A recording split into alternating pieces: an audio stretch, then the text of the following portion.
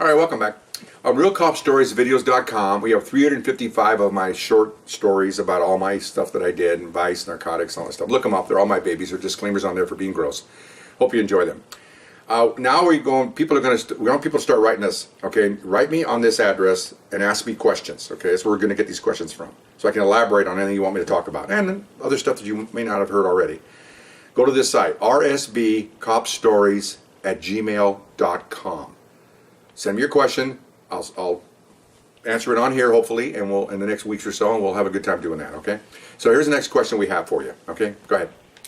What was the most fulfilling incident you ever made? Okay, I'm working a gang unit, and I'm training a young lady, so we're working together. She has about 5.5 years on. I have 11 years on, 12 years on, and we work really well together. On a side note, I didn't want to work with her. First female. I'm Latino, I'm macho. You know, this is a man's world.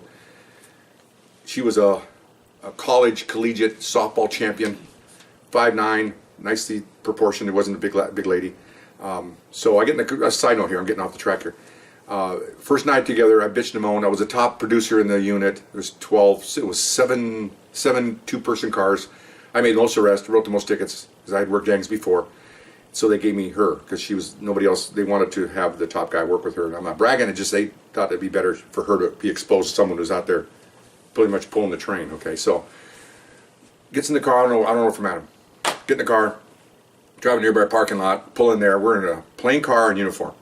She stops. I go, I got a question for you. And she goes, what? I said, first of all, I want to test you just to see. I would do this to any male partner, and I did. I would do it to any male partner. She goes, what?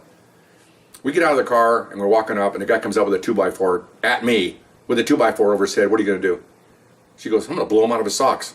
We'll do well together. Let's go. Okay. Find out what she's made of. Okay. I don't want a line seminar here. I don't want, oh my gosh, hall police. No. This is beyond the hall police stage. Okay. So we got along really well. So we weren't together like, well, put it this way. I didn't want her. I got her. A year later, they had to separate us because she's getting tenured and they're going to give her to some new guys. I didn't want her to go. She didn't want to leave either. We got really well together, My wife met her. I mean, it's just really a good partner relationship. Anyway, so we're working in a Wilshire area of Los Angeles, and night watch, and about 10 o'clock, and we hear a call come out, house robbery in progress. Okay, now unlike what you see on TV, and unlike these newscasters, all these terminologies are usually incorrect.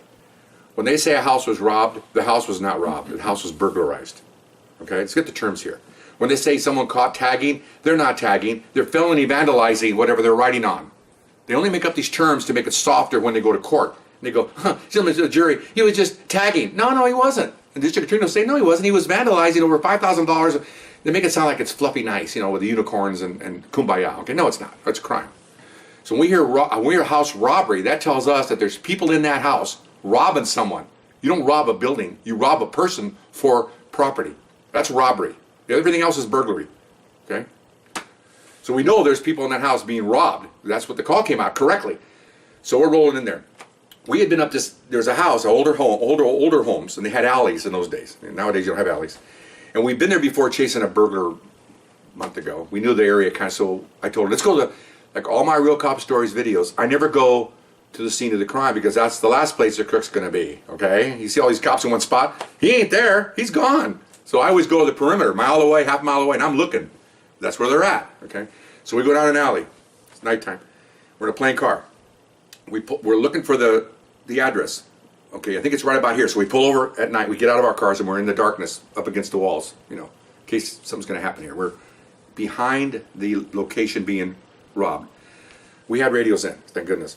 So we hear the people in front, the patrol people are telling us, and telling everybody, all their units responded. There's two elderly people in there they're tied up. They could see it from one of the windows, and the place is being ransacked. So they got two older people in this area. Just so you know, it's factual.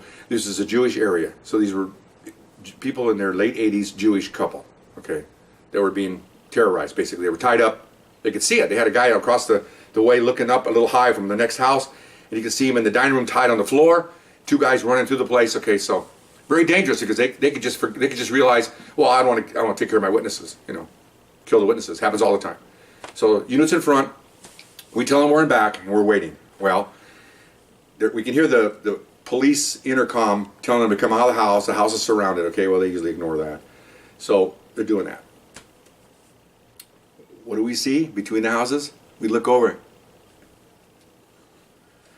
Here's one of the suspects crawling away from the house. Okay, he's crawling towards us. Okay, again, if I go to the front with everybody else, so he's crawling. So she's on that side of the opening. I'm on this side.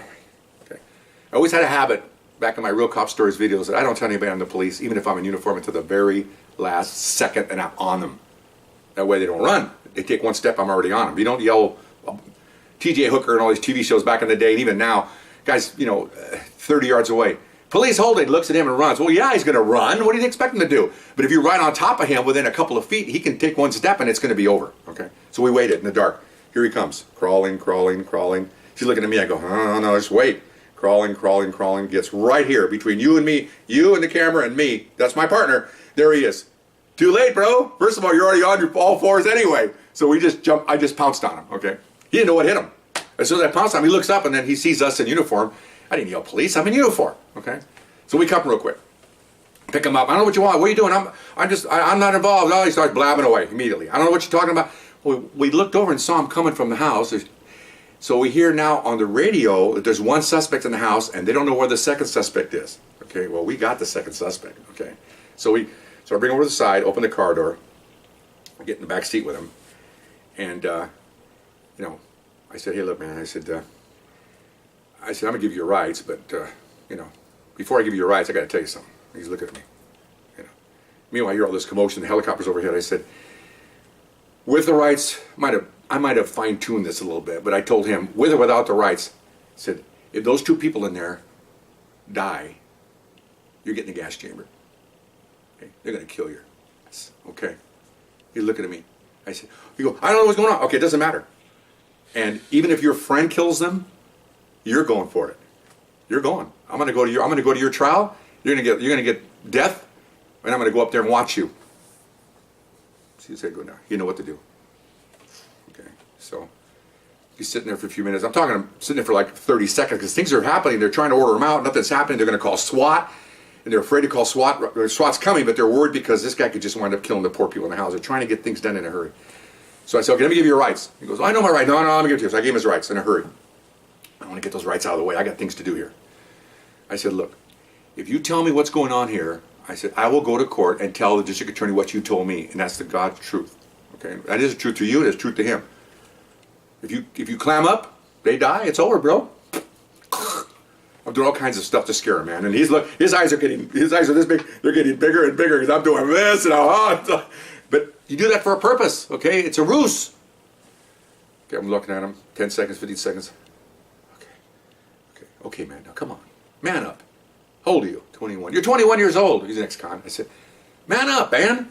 You're gonna take credit for that murder in there? And I've got him, man. I know I got him. It's one of those where you're fishing. I'm slowly pulling him in. Yeah, man. That's. Okay, man, tell me everything. Who is the guy in there? I make up John Jones. I make up a name, John Jones. Okay, so I told my partner, everything he tells me that's relevant, you get on that radio and tell him. Okay, so, yeah, John Jones. Okay, she gets on there and goes, calls for the sergeant. John Jones, the suspect inside. Then you hear the PA system. John Jones, come on with your hands up. Can you imagine the guy's inside, John Jones? Here's his name outside, okay? Well, they're doing this on purpose so they let him know that we know who you are. So you're not going to get away with this. Burglary or murder or whatever. He said, where does he live? Lives on so-and-so street. Give me the address. You go there all the time. You're his buddy. Give me the address. Oh, gosh. She gets on there, puts out the address.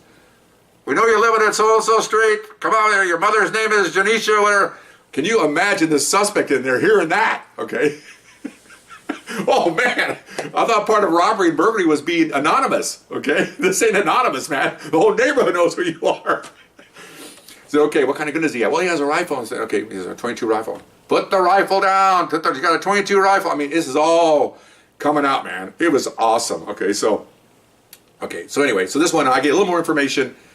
Okay, so then, thank you. I told him, thank you. You did the right thing. Okay, so we close the door. We're standing outside the car. And then we hear, all right, he's coming out. Here he comes. He's coming out. Okay. Hands up on the ground. We can't see any of this because we're blocked by the house. Okay. Then we see cops running around the back of the house. Cops go inside. And we heard a lot of this later that they went in there and the old man, because to get information out of him, he was beat up a little bit. You know, they broke his jaw and they messed up his ear because they wanted to find out where the jewelry and all the valuables were. 85-year-old man, he really macho. 22-year-old guy beating up an 85-year-old man. That's real macho, man. Found that out. They slapped her around. She wasn't hurt that badly, but she was slapped around, thrown on the floor. Oh, come on, you're 80-some years old. You get thrown on the floor. That could break a hip. That could break who knows what. Okay. Anyway, so they're arrested, and the detectives were there, and they put away. Okay. 2 weeks later, they go to court. Okay, and his defense wants to be all over me, man. Oh man. So I told him what I told you. I said, yeah, I told him this. Did you tell him? And this is a jury trial. Okay. Did you tell him that he could get the electric chair? I said, yes, sir. Are you aware there's no electric chair? I mean, he's trying to make a big deal about this, Yes, sir, I'm aware of that. So what are you saying? I said, well, I told him there's a possibility if they're killed that he might get the death penalty. I happen to say electric chair. Back in my day, sir, there was one. And the jury's all going, yeah, they all remember electric chair. They knew what I was doing, okay? Well, it didn't matter. He tried to get me, the DA stood up, and it was all this legal crap, trying to put the smoke screen up. They did the crime. They got the witnesses were there. What are you going to, come on. This is, again, I'll tell you about that. In law school, they got that book of BS, let's make stuff up book. I mean, that's exactly what they go. They go to the playbook, they make everything up, They blame the officer, they blame the victims, they blame everybody, but the two crooks. I'm going to say, did you do it? Okay, thanks. That's it. No, it ain't going to happen, okay? Besides, the attorney wouldn't have anything to do, wouldn't have a job. So they were convicted and sent for, they got life. They were both ex-cons, so they got 25 to life. They probably served 30, probably, even in California, pardon my hay fever. And we got a commendation. The detectives loved it. Later on, detectives, because when we arrest the people, we take them to the station, and now we're just kind of back as peripheral witnesses here. And the night detectives came over and said, what happened? We told them to go, man, that was great. I said, well, because we were trying to figure out how all this information was being given out. Where'd you get it all? I said, well, we got it from my partner and I. We got it. Very fulfilling that they were convicted. Very fulfilling, extremely fulfilling, and grateful that they weren't hurt. Okay, because again, that first thing on the police car is to protect. Okay? And so we need to protect these people. These are the victims, not the suspects. Okay? But the victims, those poor people on the floor, duct taped, they were duct taped. Come on. Okay? That's what we're supposed to be doing. I'm just happy that the crook didn't go crazy in there and started shooting him, which they would have probably killed him, but at least that was very good. That was a good one. And very nice. We felt good.